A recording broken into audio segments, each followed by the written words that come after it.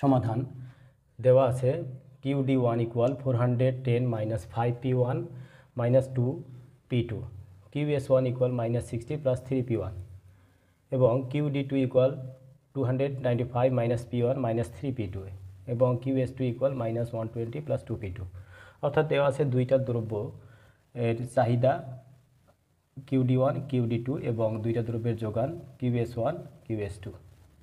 এখানে চারটা প্রশ্নের সমাধান আমাদের নির্ণয় করতে হবে।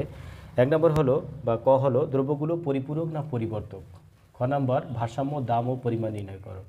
গ নম্বর দেওয়া আছে যদি প্রথম বাজারে প্রতি একক দ্রব্যের উপর বিক্রয়কার 5 টাকা আরোপ করা হয় তাহলে ভারসাম্য দাম ও পরিমাণ কত। সমাধান এক নম্বরে আসি।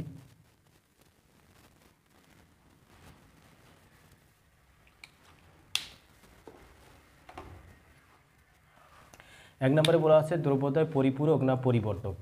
পরিপূরক না পরিবর্তক নির্ণয় করার জন্য আমাদেরকে কি করতে হবে যে একটা দ্রব্যের চাহিদা অন্য দ্রব্যের দামের পরিবর্তনে কীরকম হবে, অর্থাৎ একটা দ্রব্যের দামের পরিবর্তনে অপর দ্রব্যের চাহিদার কী পরিবর্তন হবে এইটা নির্ণয় করতে হবে। তাহলে আমাদের নির্ণয় করতে হবে যে QD1কে P2 এর সাপেক্ষে অন্তর্কলন করতে হবে, আবার QD2কে P1 এর সাপেক্ষে অন্তর্কলন করতে হবে। তাহলে এই অন্তর্কলনের মান যদি ধনাত্মক হয় তাহলে পরিবর্তক দ্রব্য আর ঋণাত্মক হলে পরিপূরক দ্রব্য হবে। তাহলে আসি এক নাম্বার, আমরা বের করব del QD1 by del P2 সমান সমান কী দাঁড়াচ্ছে ডেল বাই ডেল P2, অর্থাৎ এখানে QD এর মান কত, এই যে QD1 এর মান হচ্ছে 410 মাইনাস 5P1 মাইনাস 2P2। এটাকে যদি আমরা P এর 2 এর সাপেক্ষে অন্তর্কলন করি তাহলে এটা আমরা আগে তুলে নেই যে 410 মাইনাস 5P1 মাইনাস 2P2। তাহলে P2 এর সাপেক্ষে এটা অন্তর্কলন করলে কি দাঁড়াবে যে 410 জিরো হয়ে যায় কারণ এর সাথে কোনো P2 নেই, মাইনাস 5P2 P1 এটাও জিরো হয়ে যায় তার কারণ এর সাথে কোনো P2 নেই, এইটার সাথে P2 আছে। অর্থাৎ মাইনাস 2P2কে যদি আমরা P2 এর সাপেক্ষে অন্তর্কলন করি তাহলে মাইনাস 2 হবে, লেস দেন জিরো। এটা অন্তর্কলন অধ্যায়ে আমরা শিখে নিব পরে, লেস দেন জিরো।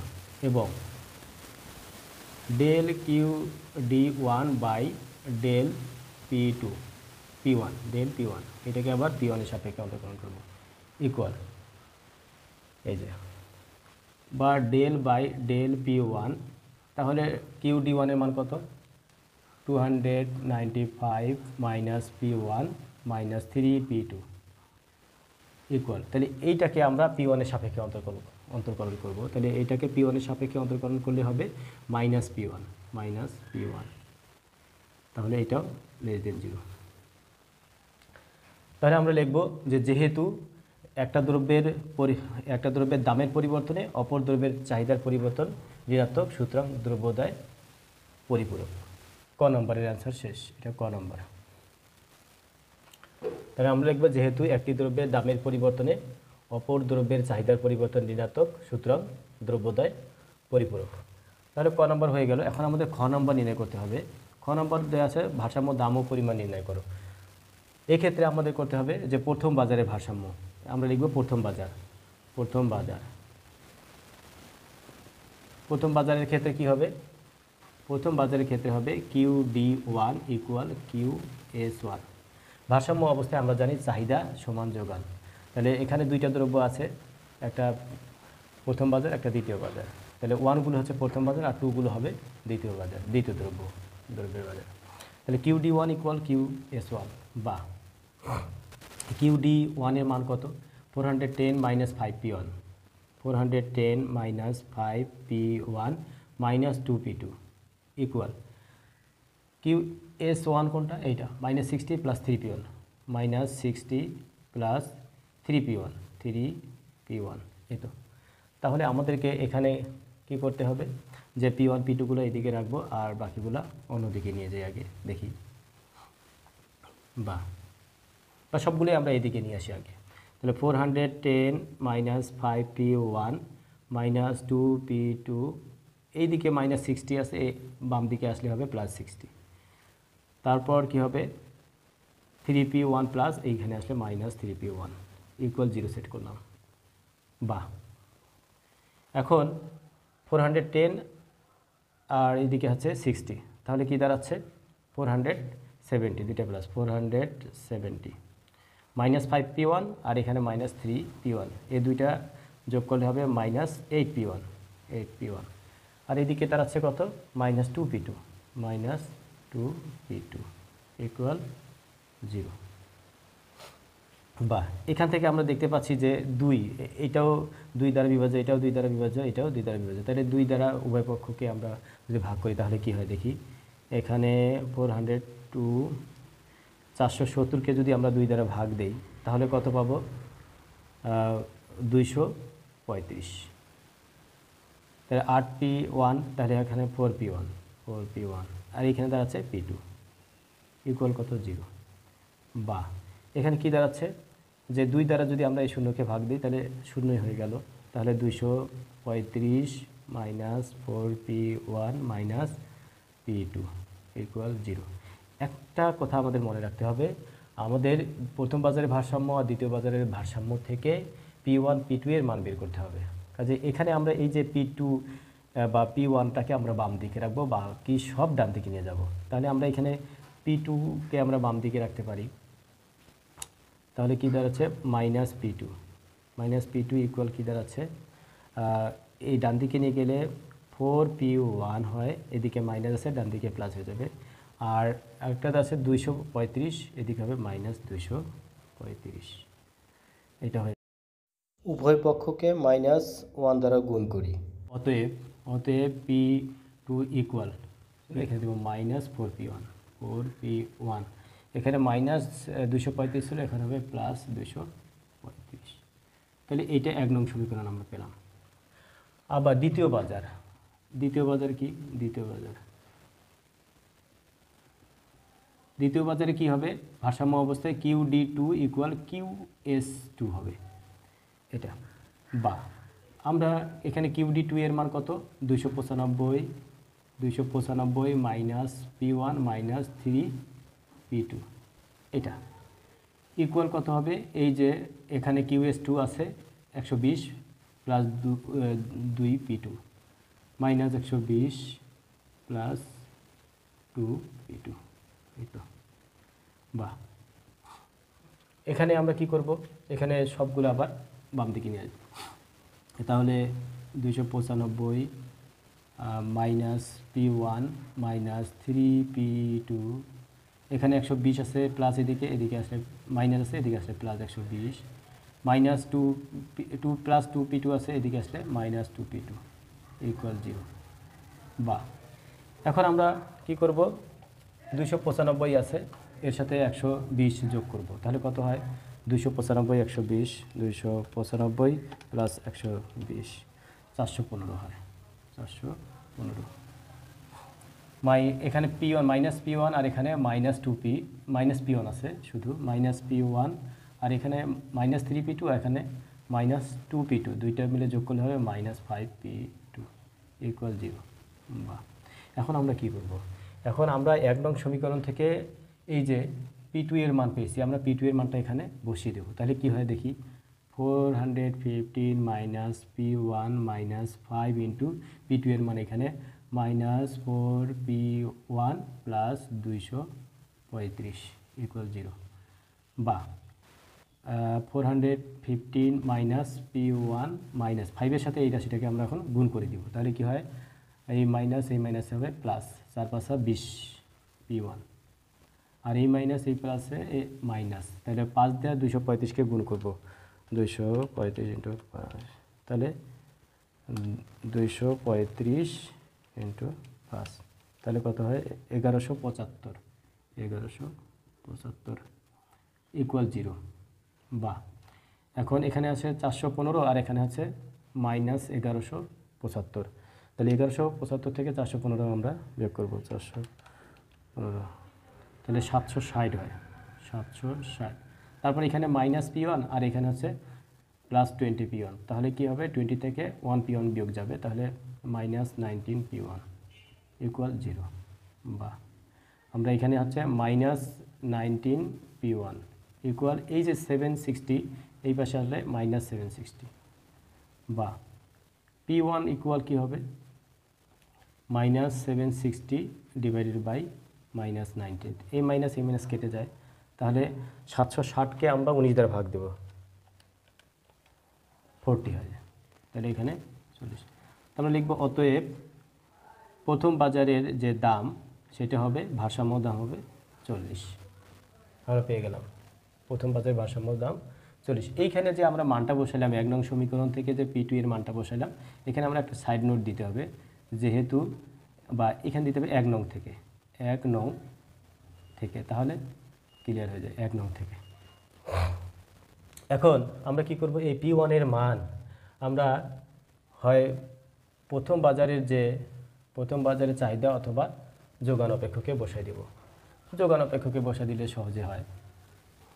তার আগে আমাদের যোগান অপেক্ষকে বসাই দিলে এটা পরের কথা, তার আগে আমি করতে হবে কি 1 নং সমীকরণে P1 এর মান বসাই দিলে আমরা P2 এর মান পাবো।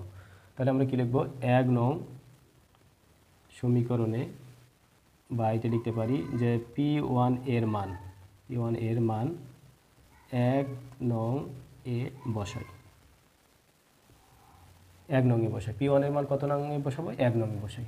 তাহলে আসি আমরা কিভাবে করব, 1 নং এ যদি বসাই তাহলে 1 নং সমীকরণে কি ছিল, এই যে এখানে আমাদের 1 নং সমীকরণ, এই যে এইটা P2 ইকুয়াল -4P1 প্লাস 235। তাহলে আমরা এইভাবে দেব যে P2 ইকুয়াল -4P1 এর মান হচ্ছে 40 প্লাস 235, এই তো, বা কত দাঁড়াচ্ছে এই যে মাইনাস 4×4 = 1600 1600 প্লাস 235, এই তো। তাহলে কত দাঁড়াচ্ছে, P2 এর মান -4P1 প্লাস 235, P1 এর মান বসালাম 40, তাহলে কি দাঁড়াচ্ছে 1600, 160 জাস্ট হবে, সরি 160, 235, 75। এখানে -4 × 40 এটা গুণ করলে হবে -160 প্লাস 235 ইকুয়াল টু 75, অর্থাৎ দ্বিতীয় বাজারের ভারসাম্য দাম হলো 75, 75। এখন আমরা কি করব, ভারসাম্য দাম হলো, এখন পরিমাণ বের করব। পরিমাণ নির্ণয় করার জন্য আমরা এখন চাহিদা অথবা যোগান অপেক্ষকে, যে কোনো একটা চাহিদা অথবা যোগান অপেক্ষকে আমরা P1 P2 এর মান বসিয়ে দেব। তাহলে আমরা যদি প্রথম বাজারের যদি QD1 বা QS1 এ যদি বসাই, তাহলে আমরা প্রথম বাজারে ভারসাম্য পরিমাণ পাবো, বা QD1 আর QS2 যে কোনো একটাতে বসালে P1 এর মান, P2 এর মান আর কি বসালে আমরা দ্বিতীয় বাজারের ভারসাম্য পরিমাণ পাবো। তাহলে আমরা আগে প্রথমে এই যে QS1 এ বসাই আর QS2 তে বসাই, তাহলে হয়ে যাবে। তাহলে আমরা বলবো যে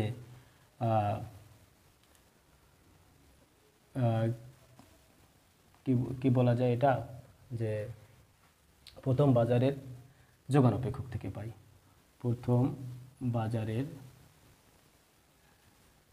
বা প্রথম দ্রব্যের প্রথম বাজারের যোগান অপেক্ষক থেকে পাই, যোগান অপেক্ষক থেকে পাই, অপেক্ষক থেকে পাই, প্রথম বাজারের যোগান অপেক্ষক থেকে পাই। তাহলে কি হবে, QS1 ইকুয়াল -60 প্লাস 3P1, তাহলে P1 এর মান আমরা পেয়েছি 40, তাহলে কি দাঁড়ায় -60 প্লাস 3 4 12 120, তাহলে দাঁড়াচ্ছে এই যে 120 আর এখানে -60, তাহলে হবে +60, অতএব Q⁴1 অর্থাৎ প্রথম বাজারের ভারসাম্য পরিমাণ হবে 60।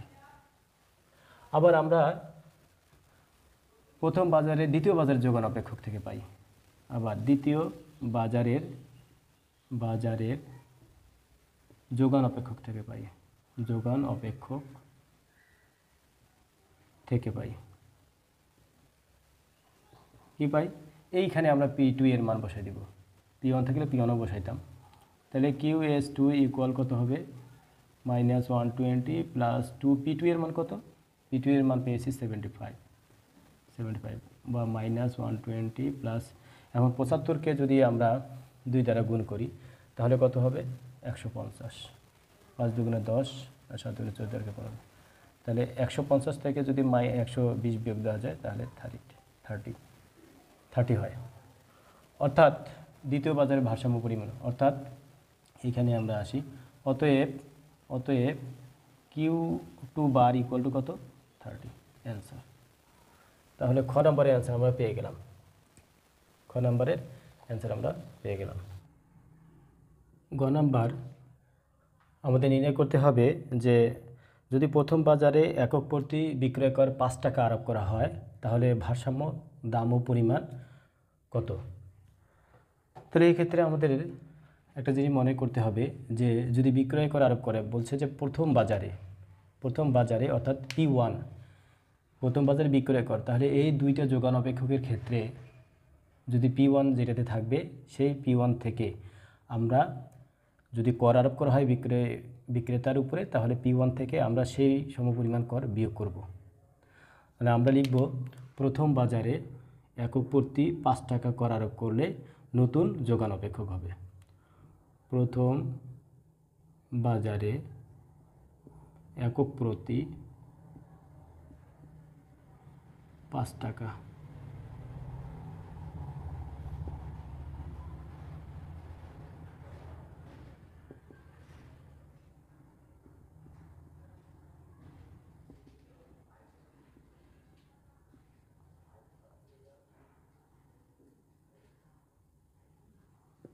অপেক্ষক। গ নম্বর, এখন প্রথম বাজারে একক প্রতি 5 টাকা বিক্রয় কর আরোপ করলে নতুন যোগান অপেক্ষক হবে। তাহলে QS1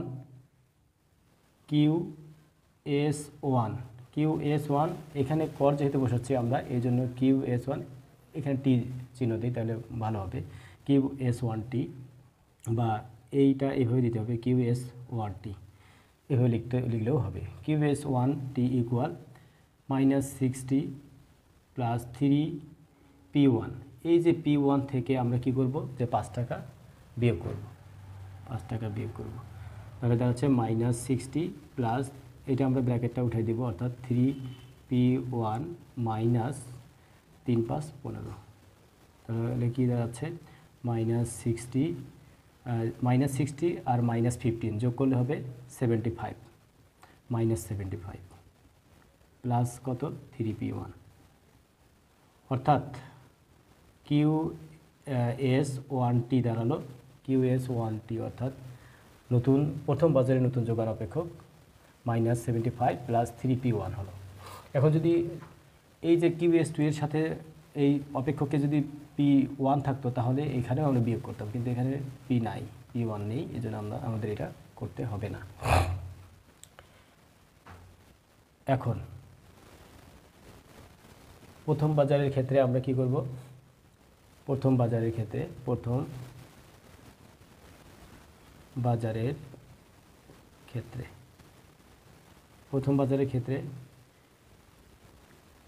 QD1 ইকুয়াল QS1T, অর্থাৎ যে নতুন যোগান অপেক্ষক আর চাহিদা অপেক্ষক এইটার মধ্যে সমতা আনতে হবে। বা আমরা কি করতে পারি, যে এখানে চাহিদা QD1 equal 410 minus 5P1 minus 2P2 equal QS1T হলো -75 প্লাস 3P1। এই তো, এখন আমাদের টার্গেট হচ্ছে যে কোনো একটাকে আমরা P1 বা P2কে আমরা বাম দিকে রাখবো। বা কি করা যায়, এখানে সর্বপ্রথম আমরা P1টাকে এদিকে আর P2 আর বাকিগুলা সবগুলো আমরা ডান দিকে নিয়ে যাই, তাহলে কি দাঁড়াচ্ছে, আর অথবা আগে সবগুলি আমরা বাম দিকে নিয়ে আসবো। তাহলে 410 minus 5P1 minus 2P2 plus 75 এদিকে ডান দিকে মাইনাস ছিল, এদিকে প্লাস হয়ে গেল। মাইনাস 3p2 p1, 3p1 এদিকে ডান দিকে প্লাস ছিল, বাম দিকে মাইনাস হয়ে গেল, ইকুয়াল 0। বাহ, এখন কি করব?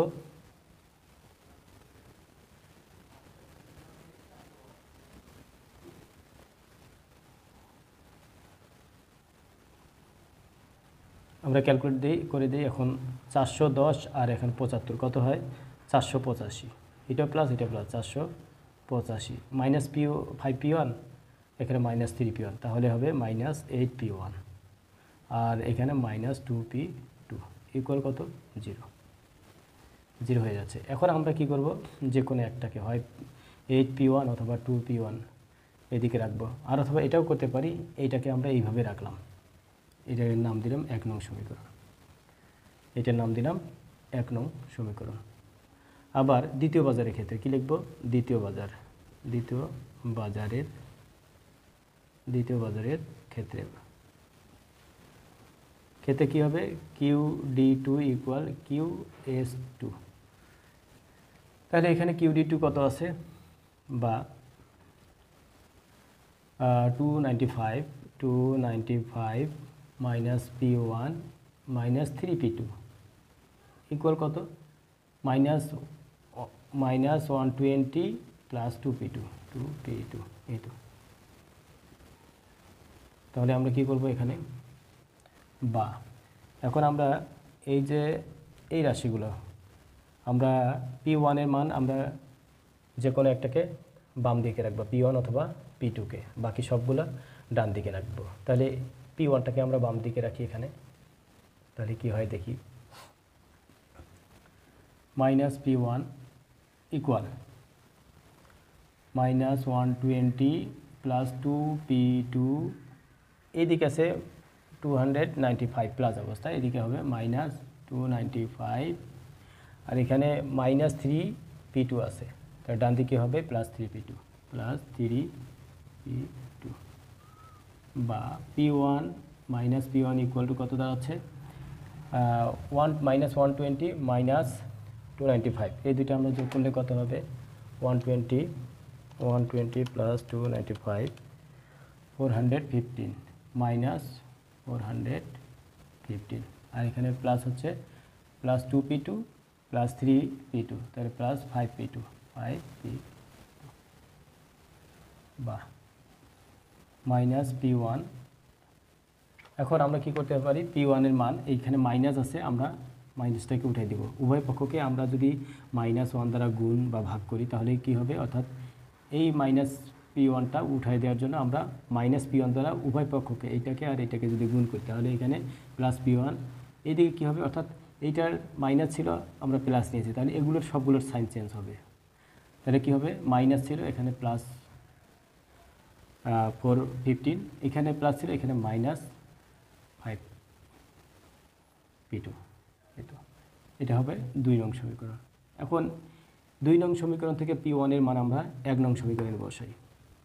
P1 এর মান 1 নং সমীকরণে বসাই, অথবা লিখতে পারি 1 ও 2 নং সমীকরণ থেকে পাই, 1 নং এ বসাই।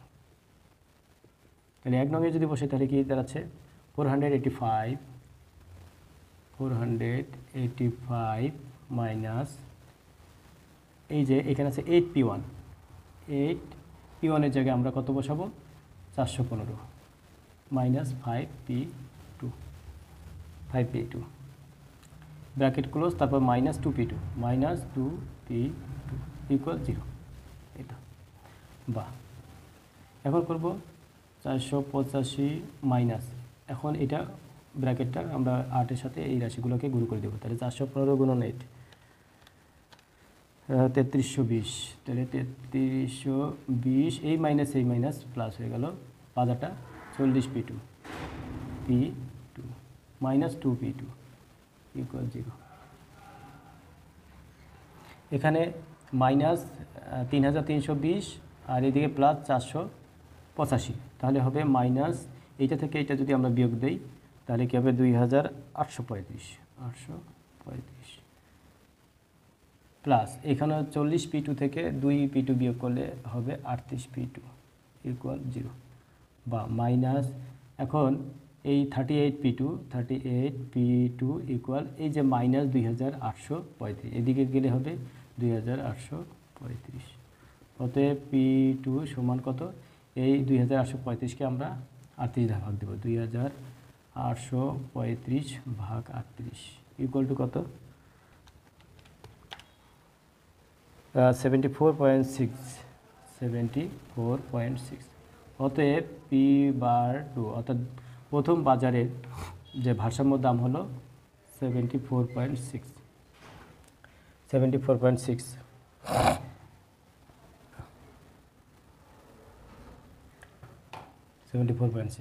এখন এই P2 এর মান আমরা কোথায় বসাই দিব, 1 নং অথবা 2 নং সমীকরণে যে কোনো একটাতে বসাই দেব। তাহলে P2 এর মান 2 নং সমীকরণে বসাই, 2 নং এ বসাই। তাহলে 2 নং এ বসাই, তাহলে P1 ইকুয়াল টু কত আছে, P1 equal 120 minus 120 plus 2 into P2 এর মান হচ্ছে 74.6। তাহলে কত দাঁড়াচ্ছে,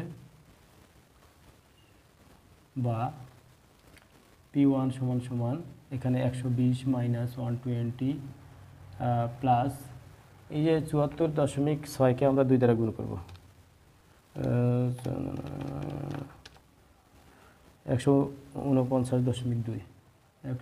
149.2 এইখান থেকে আবার আমরা যদি কত বিয়োগ দিই 120, তাহলে 29.2। অর্থাৎ প্রথম বাজারের ভারসাম্যর দাম হলো 29.2। এখন প্রথম ও দ্বিতীয় বাজারের ভারসাম্য পরিমাণ নির্ণয় করব। Q/1 ইকুয়াল আমরা যে নতুন যোগান অপেক্ষকটা আছে যেটা কর বসানোর পরে আসছে ওইটাতে বসিয়ে দেব, QS1T সমান এখানে কত ছিল, -75 প্লাস 3P, -75 প্লাস 3P1। তাহলে P1 এর মান কত আসছে আমাদের 29.2।